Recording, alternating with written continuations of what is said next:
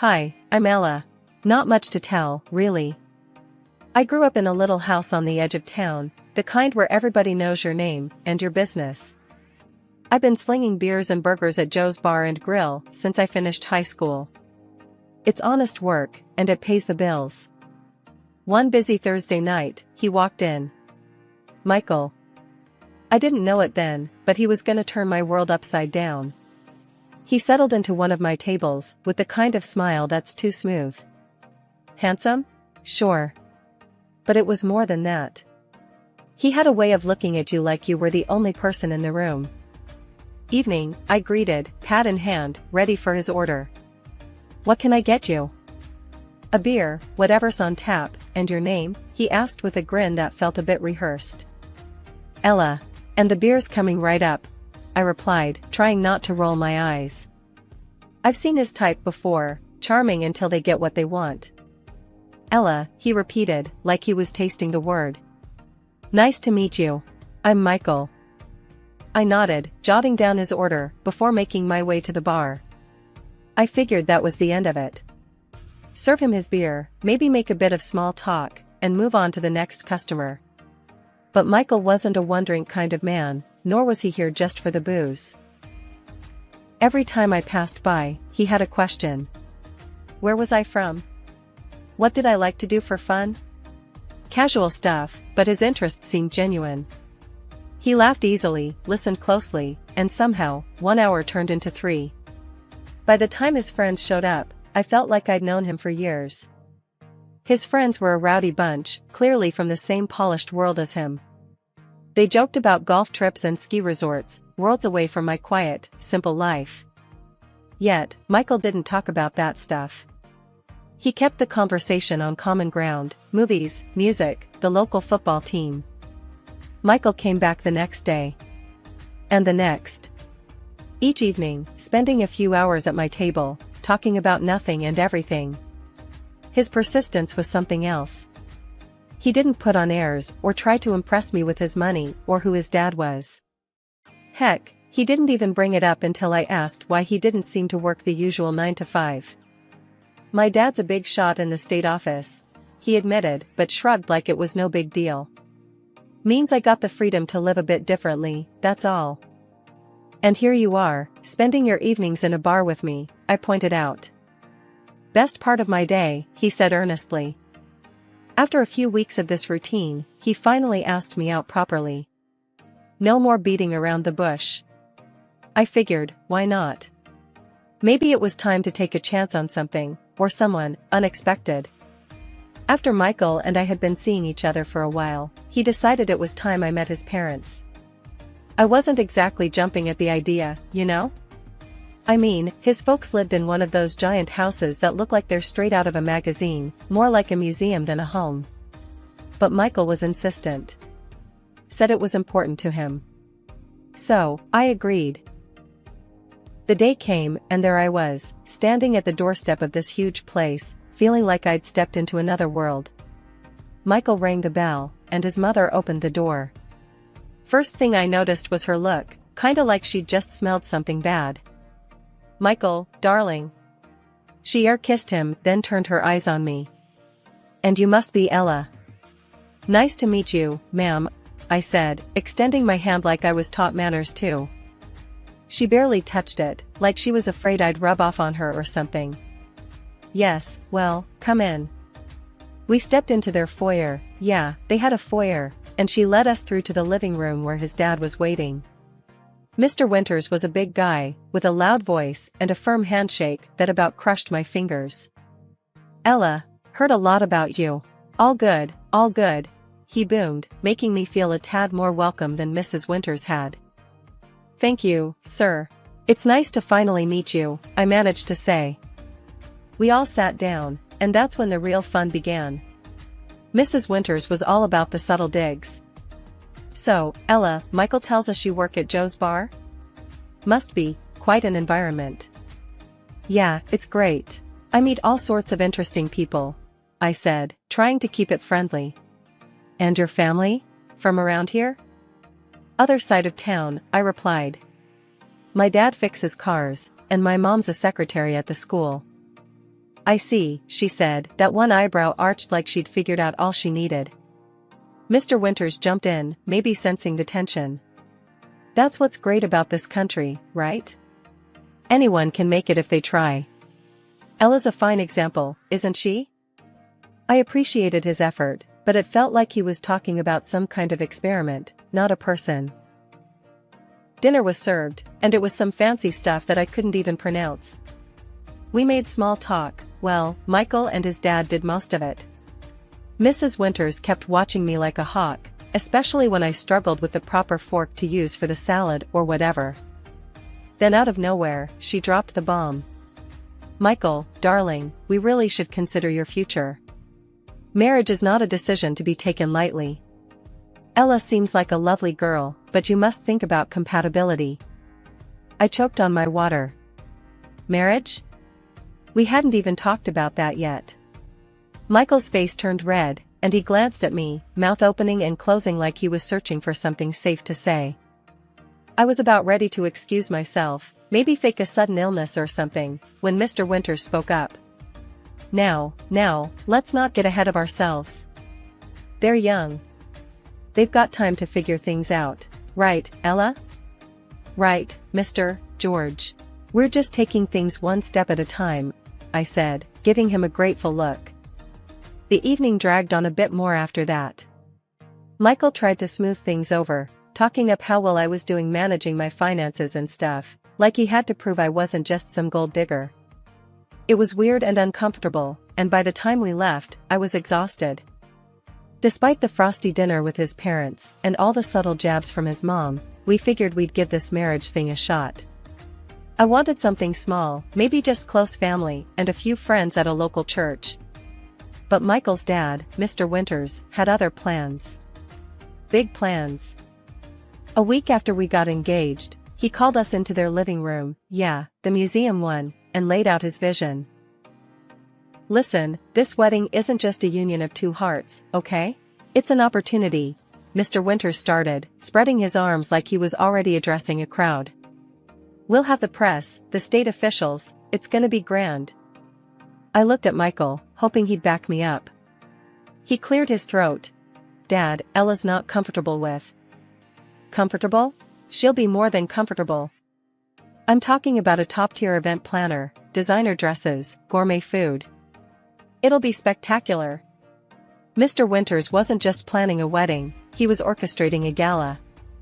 The discussion, or monologue, really, went on for hours. By the end, I felt steamrolled into agreeing. It wasn't just our wedding anymore, it was a political campaign event. The big day came faster than a freight train, and it was everything Mr. Winters had promised and more. The venue was a massive estate with gardens that looked like they were maintained by an army of landscapers. There were flowers everywhere, musicians, and yeah, a sea of guests I'd never seen before in my life. Most of them seemed to know more about Michael's political family background than about us as a couple.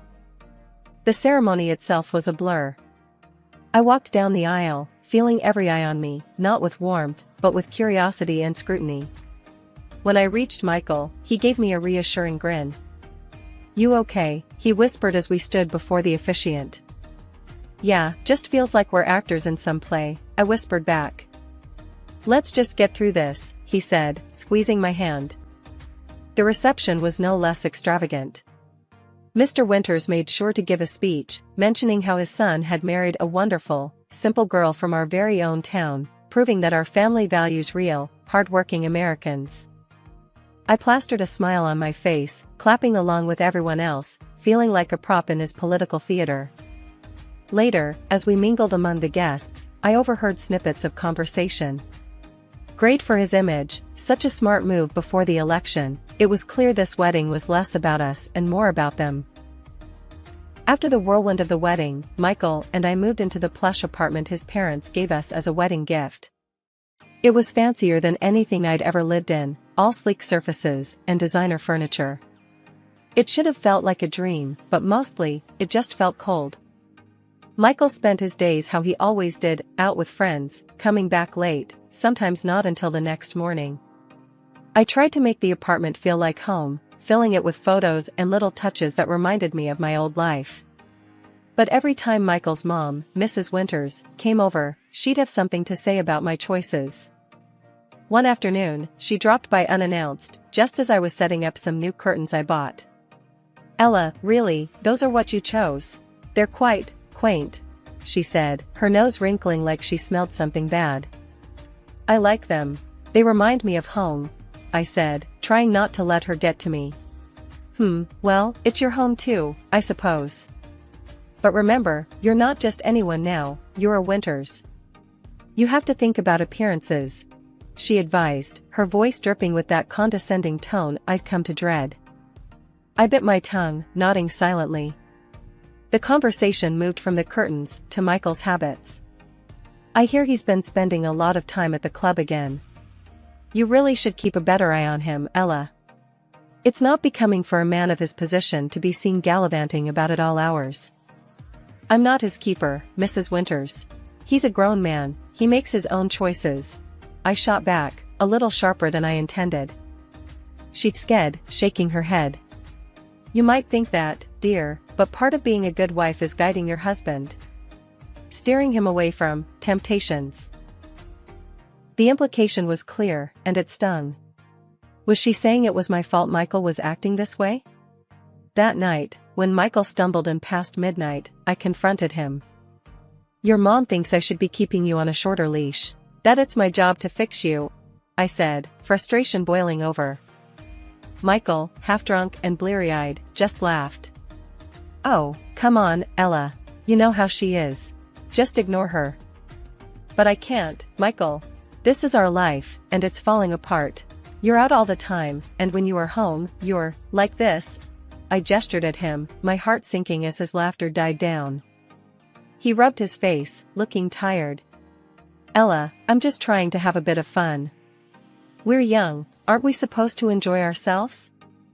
It's not fun for me, watching you throw your life away, watching us become strangers," I admitted, the hurt clear in my voice. Michael's expression softened, and he took a step toward me.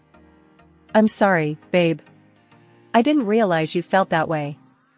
I'll try to do better, okay? Just give me some time." I wanted to believe him, really, I did. But as the days turned into weeks, nothing changed. He made promises during the day and broke them at night. And Mrs. Winters' visits became more frequent, each one a reminder of how I was failing to live up to her expectations. One particularly rough day, I was back at Joe's Bar and Grill, picking up some shifts because, well, Michael's idea of budgeting was blowing through whatever cash his parents handed him. It was mid-shift, the bar bustling with the usual crowd, when in walked Mrs. Winters, with a gaggle of her high society friends. The moment I saw her, my stomach knotted. She caught my eye, a smug look crossing her face, as if she'd just stepped into her own personal comedy show. They seated themselves in my section, of course. As I approached with a forced smile, Mrs. Winters waved me over with an impatient flick of her wrist. "Ella, dear, we're ready to order. Don't dawdle, we have an engagement afterward," she said loudly, probably for the benefit of her friends who were already snickering into their menus. I nodded, taking out my notepad. "What can I get you ladies?" The orders were rattled off with a few unnecessary comments about the menu's simplicity, which I ignored. As they spoke, Mrs. Winters leaned in towards her friends, whispering loud enough for me to catch bits about my poor son and Ella's little job. It made my cheeks burn, serving them, knowing they were mocking me. After placing their order at the bar, I overheard more of their chatter. "And can you believe it? She convinces Michael to spend all his money on drinks. It's like she's running him into the ground on purpose," Mrs. Winters said, her voice dripping with fake concern. I clenched my fists, counted to 10, and returned to their table with a tray of drinks. "Here you go, ladies. Anything else I can get you right now?" Mrs. Winters looked me up and down. "No, just try to be quick with the food, won't you? We wouldn't want to be late." The rest of their stay was a blur of backhanded compliments and rushed requests. By the time they left, I was seething, but had to shake it off and finish my shift. Back at home, the tension didn't let up. Mr. Winters was ramping up for the final stretch of his campaign, which meant more events, more smiling, and more pretending. At each event, he paraded me around like a trophy. "Here's my wonderful daughter-in-law, Ella." A true example of our family's commitment to real people. Every compliment felt like a noose tightening around my neck. Smiling through these gatherings was getting harder, especially when all I wanted was to run out the door and never look back. One evening, I came home from a late shift to find Michael sitting in the dark, his face buried in his hands. He looked up as I entered, and I could tell something was terribly wrong. His eyes were red, and he seemed to have aged years in just a few hours. "Ella, I'm in trouble," he started, his voice shaky. "Big trouble." I dropped my bag and sat down beside him. "What's going on, Michael?" He took a deep breath, and then it all came pouring out. "I've been gambling. It got out of hand, and now I owe a lot of money. I mean, a lot. To some really bad people."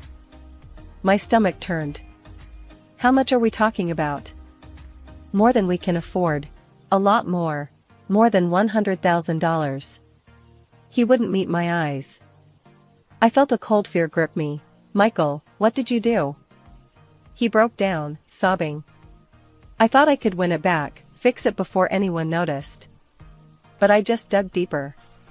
They're threatening me now, Ella. They say if I don't pay up soon." He couldn't finish the sentence. Seeing him so vulnerable, so desperate, I felt my anger give way to a protective urge. Okay, let's think. We could tell your parents."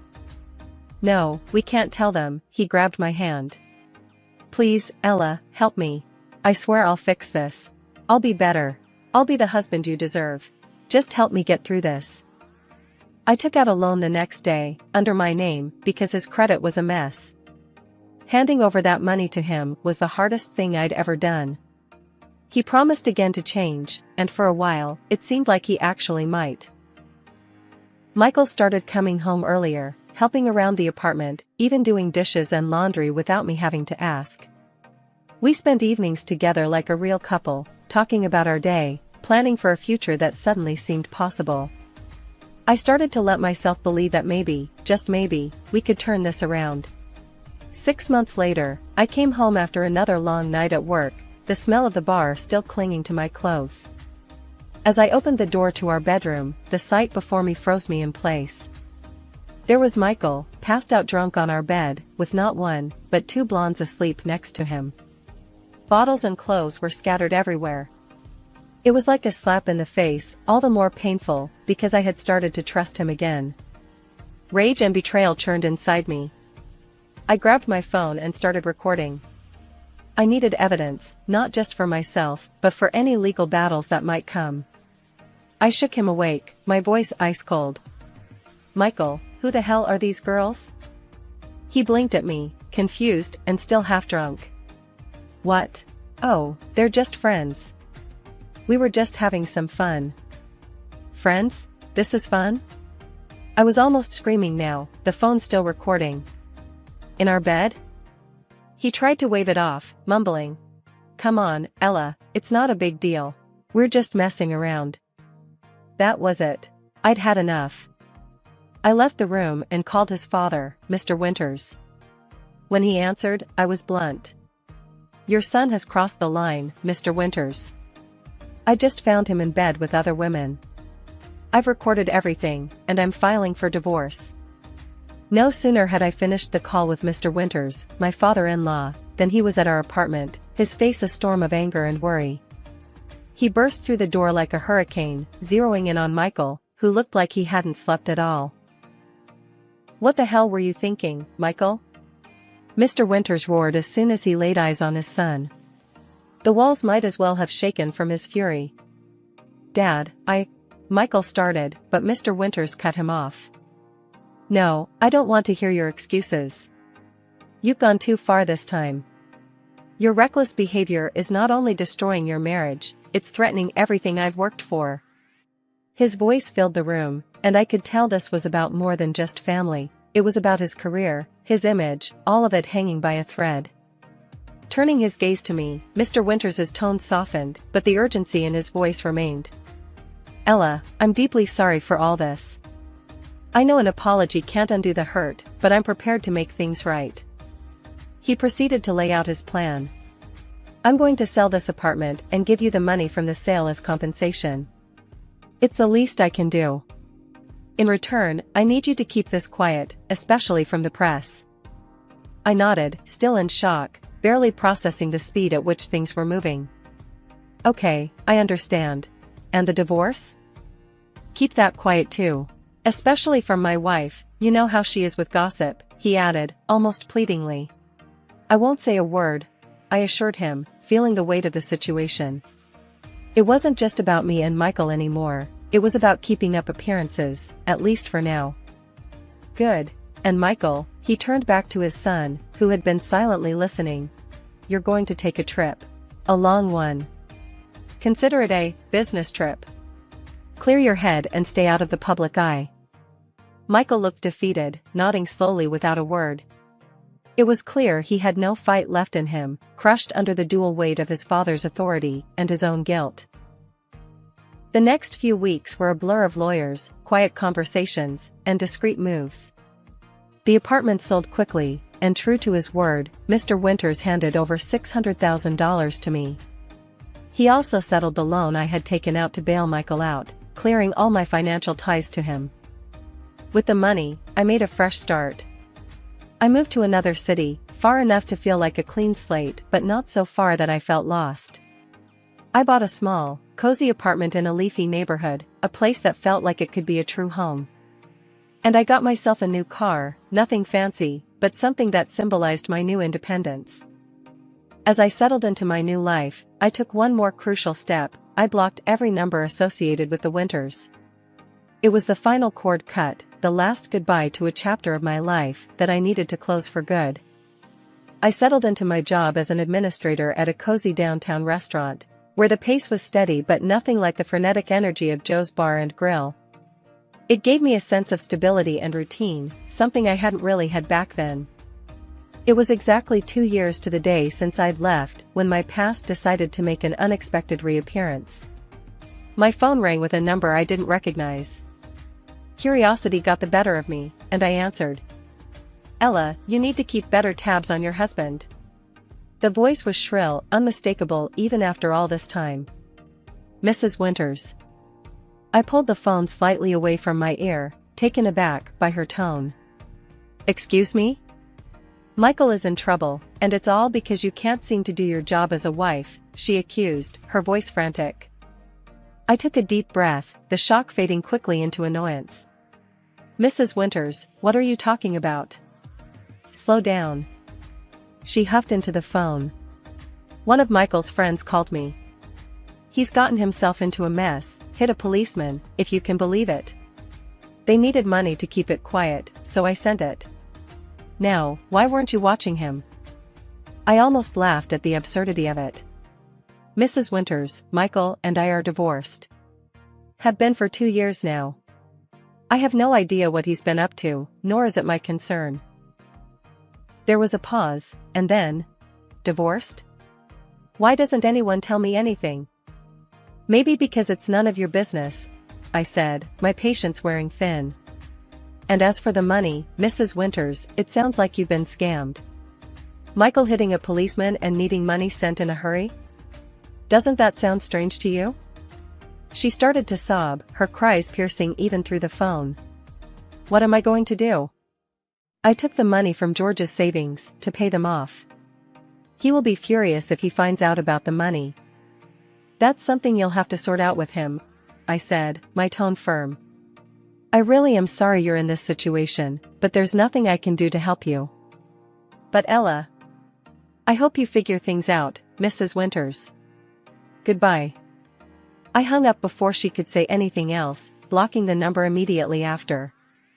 Leaning back in my chair, I let out a long breath. The call had shaken me, bringing back a flood of memories I'd rather forget. It made me realize just how far I'd come from the chaos of my life with Michael and his family.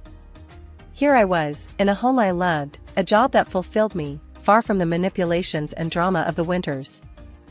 I got up and walked over to the window, looking out at the quiet street below.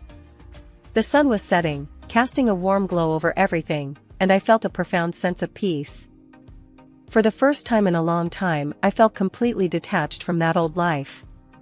I was free, truly free, and as I turned back from the window to go about the rest of my day, I felt a smile spread across my face.